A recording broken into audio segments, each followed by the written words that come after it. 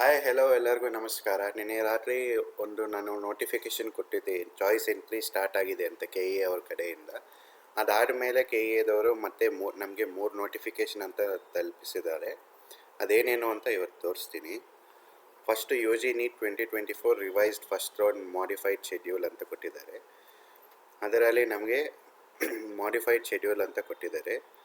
Provision to change options, add, alter, engineering, yoga, medical ಅದೆಲ್ಲ ನಿನ್ನೆ ರಾತ್ರಿಯಿಂದ 22 ನಾಳೆ ಬೆಳಗ್ಗೆ 10 ಗಂಟೆವರೆಗೂ ನಮಗೆ ಓಪನ್ ಇರುತ್ತೆ ಚಾಯ್ಸ್ ಎಂಟ್ರಿ.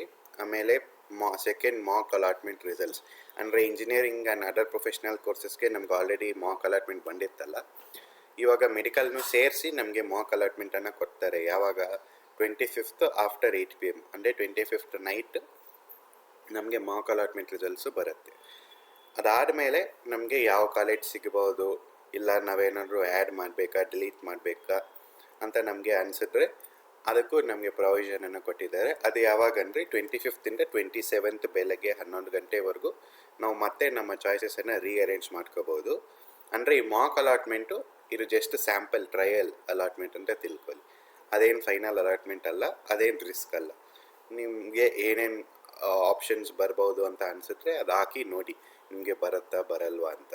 ಆಮೇಲೆ ಬರೋ ಆಪ್ಷನ್ಸನ್ನು ನೀವು ಪ್ರಾವಿಷನ್ ಟು ಚೇಂಜ್ ಆಪ್ಷನ್ಸ್ ಅಂತ ಕೊಟ್ಟಿದ್ದಾರಲ್ಲ, ಆ ಡೇಟಲ್ಲಿ ನೀವು ನಿಮಗೆ ಒರಿಜಿನಲ್ ಫೈನಲ್ ಏನೇನು ಚಾಯ್ಸ್ ಎಂಟ್ರಿ ಇರುತ್ತೋ ಅದು ಮಾಡ್ಕೊಳ್ಳಿ. ಆಮೇಲೆ ನಮಗೆ ಫೈನಲ್ ರಿಸಲ್ಟ್ ಯಾವಾಗಪ್ಪ ಬರೋದು ಅಂದರೆ 1st ಸೆಪ್ಟೆಂಬರ್ ಆಫ್ಟರ್ 6 PM ನಮಗೆ ಫೈನಲ್ ರಿಸಲ್ಟ್ ಅನ್ನೋದು ಬರುತ್ತೆ.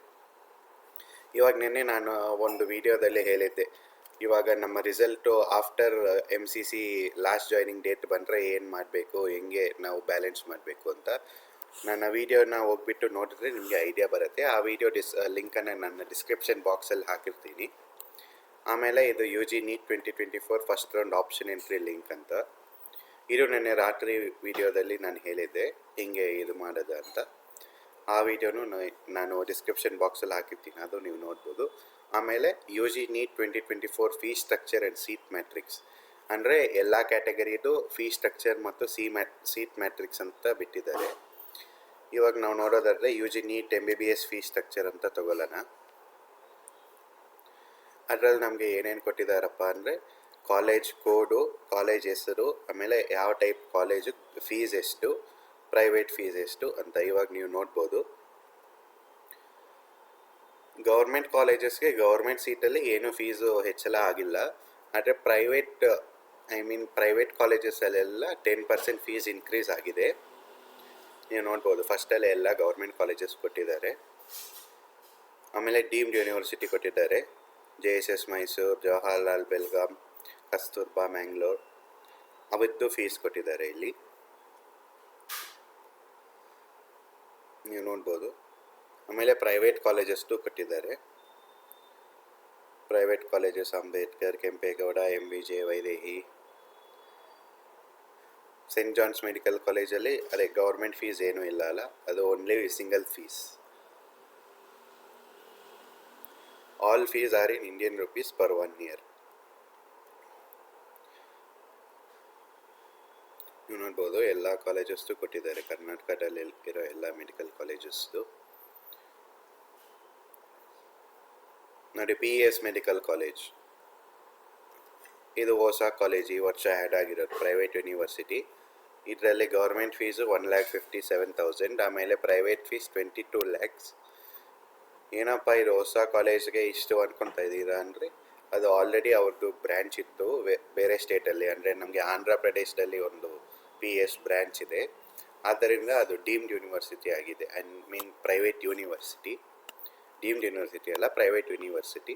ಆದ್ದರಿಂದ ಅವರು ಫೀಸು ಸ್ಟಾರ್ಟಿಂಗ್ಗೆ ಪ್ರೈವೇಟ್ದು 22 lakhs ಅಂತ ಇಟ್ಕೊಂಡಿದ್ದಾರೆ.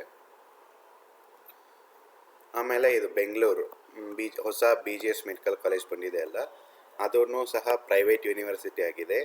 ಅದಕ್ಕೆ ಅದರ ಫೀಸ್ ಕೂಡ 22,15,750 rupees ಆಗಿದೆ. ಅಂದರೆ ನಮಗೆ BGS ಮೆಡಿಕಲ್ ಕಾಲೇಜ್ ಕಿಂಗೇರಿಯಲ್ಲಿರೋದು ಬರೀ 10 lakhs ಅಷ್ಟೇ, ಅದು ತೋರಿಸ್ತೀನಿ. ಅಂದರೆ ಈ BGS ಮೆಡಿಕಲ್ ಕಾಲೇಜ್ ಇಲ್ಲಿ ನೀವು ನೋಡ್ಬೋದು, ನಂಬರ್ 48 ಸೀರಿಯಲ್ ನಂಬರಲ್ಲಿ ಅದರ ಫೀಸ್ 12,08,67 ಇದೆ. ಅದು ಹಳೇದು, ಇದು ಹೊಸದು 22 lakhs ಇದೆ. ಆಮೇಲೆ ನಾವು ನೆಕ್ಸ್ಟ್ ಹೋಗೋಣ ಅಂದರೆ ಏನು ಬಿಟ್ಟಿದ್ದಾರೆ ಅಂದರೆ AYUSH open NRI and other quota seat matrix. So ನೀವು KA ವೆಬ್ಸೈಟಿಗೆ ಹೋಗಿದ್ರೆ ನಿಮಗೆ ಈ ಡೀಟೇಲ್ಸ್ ಎಲ್ಲ ಸಿಗುತ್ತೆ.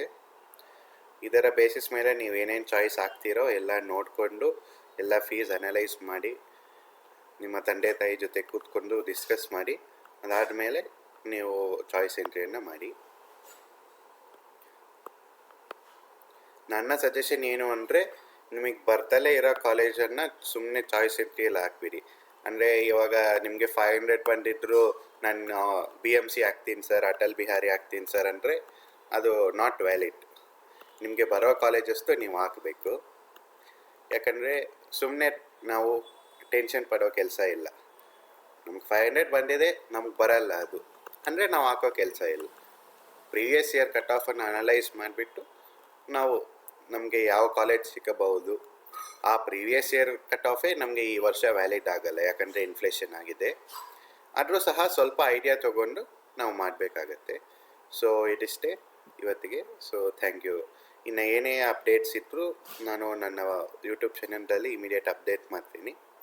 ಸೊ ಯೂಟ್ಯೂಬ್ ಚಾನಲ್ಗೆ ಫಾಲೋ ಮಾಡಿ, ಸಬ್ಸ್ಕ್ರೈಬ್ ಮಾಡಿ, ಆಮೇಲೆ ನಿಮ್ಮ ಫ್ರೆಂಡ್ಸ್ಗೂ ಹಾಗೆ ಶೇರ್ ಮಾಡಿ.